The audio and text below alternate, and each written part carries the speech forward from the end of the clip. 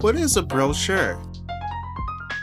Brochures are handouts that are popular with a lot of businesses. They're used to advertise products and services. These brochures can look all different types of ways. Sometimes they're shorter, bi- or trifold pages.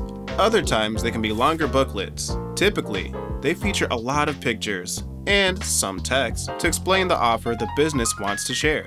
But no matter the style, brochures have a big main goal: grab attention and share useful information. Anytime you have a new product line or a service you want to advertise, you should consider using a brochure. They're a nice way to show off high-quality pictures and key product details and features. So now that you know what a brochure is and when to use one, let's answer one last question. How do I make a brochure? The easiest answer is to use a template.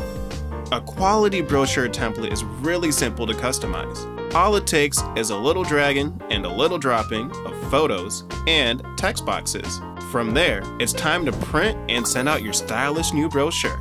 You can find all kinds of brochure layout templates on Envato Elements. It's a subscription service that gives you unlimited downloads of brochures, stock photos, and millions of other assets. For more related resources, check out the links down below in the description. Thanks for watching, and be sure to like this video and subscribe to our channel for more.